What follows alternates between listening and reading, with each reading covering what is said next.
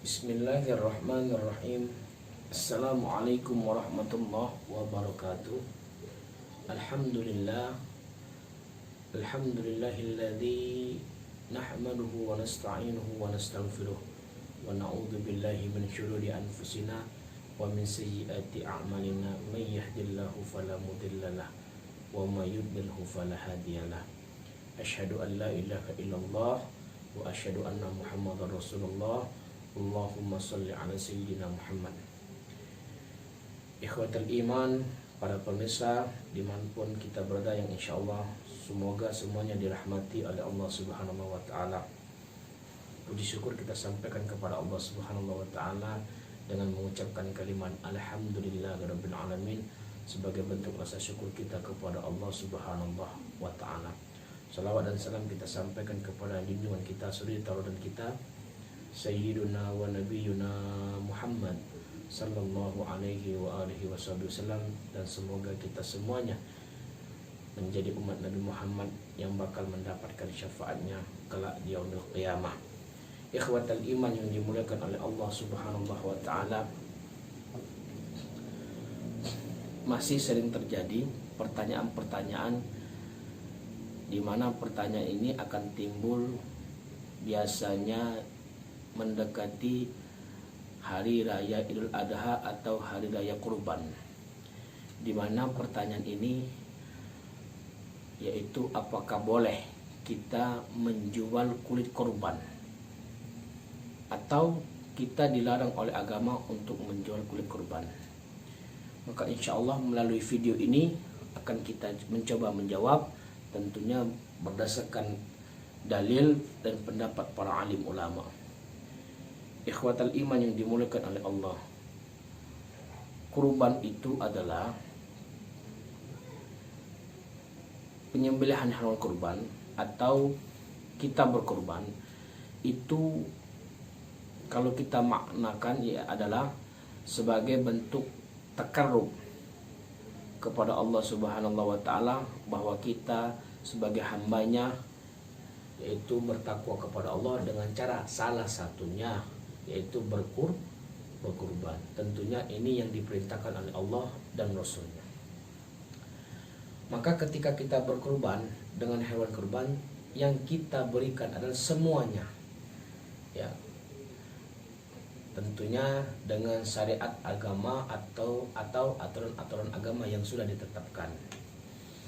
Kita pun sebagai sahibul kurban boleh menerima sesuai dengan yang dicontohkan oleh Rasulullah Shallallahu Alaihi Wasallam, bahwa ketika itu Rasulullah sepulang sholat Idul Adha, Rasulullah tidak memakan, kecuali pada saat itu Rasulullah memakan hati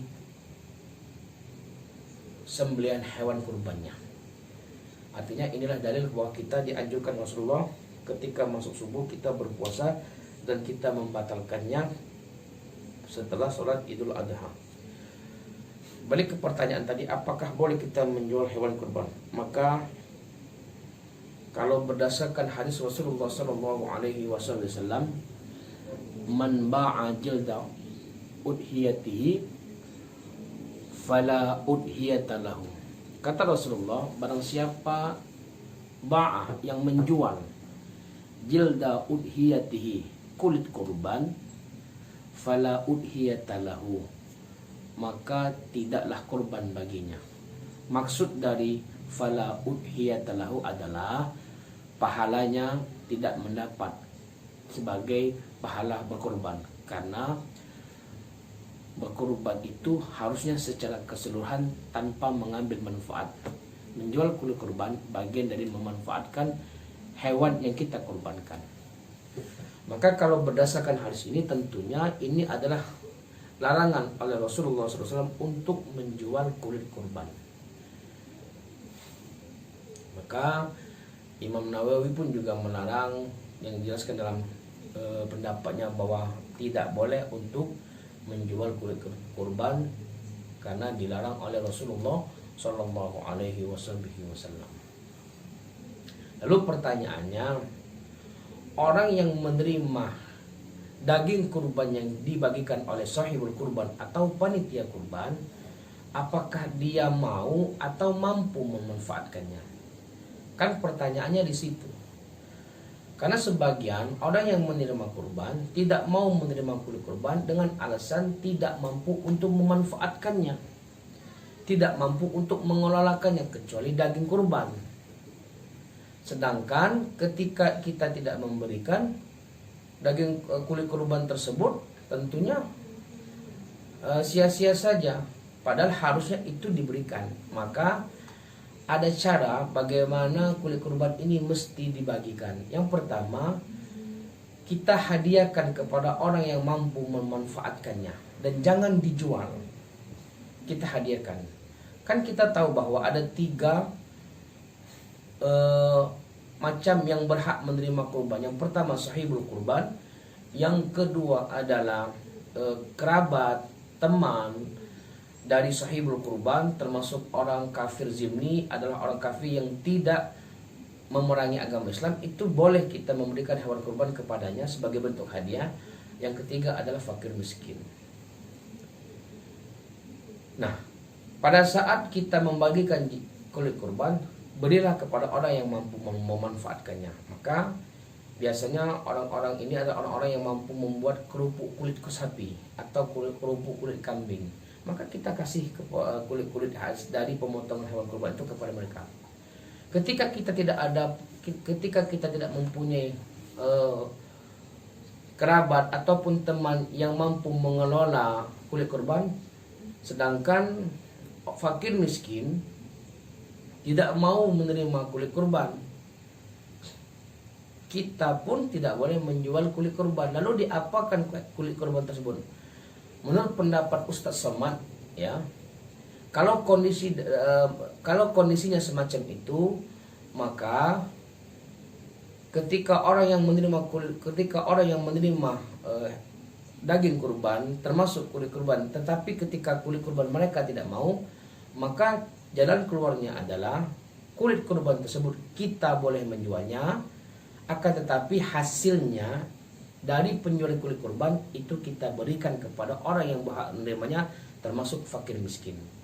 Kalau kulit kurban orang fakir miskin tidak mau menerima yang namanya kulit kurban, tentulah pasti dia mau menerima uang dari hasil penjualan kulit kurban. Artinya sahibul kurban termasuk panitia tidak memanfaatkan kulit kurban tersebut, apalagi dijual dan uangnya dijadikan uang operasional. Ini pendapat yang paling kuat sebagian ulama bermazhab Imam Syafi'i. Walaupun ada juga ulama-ulama yang berpaham boleh untuk menjual kulit kurban dan boleh memanfaatkannya. Tapi kalau saya lebih ke tidak memanfaatkannya, dan saya lebih ke tidak mau menjualkannya. Kalaupun menjualkannya, hasil dari kulit kurban tersebut kita berikan kepada fakir miskin. Mudah-mudahan video ini bermanfaat bagi kita semua. Dan nantinya pada masanya kita berkorban, tentunya berkorban sebagai bentuk takarrub kepada Allah, mendekatkan diri kepada Allah. Dan hewan yang kita korbankan adalah penuh keberkahan dari Allah Subhanahu wa taala. Amin ya rabbal alamin. Minta maaf segala kekurangan. Assalamualaikum warahmatullahi wabarakatuh.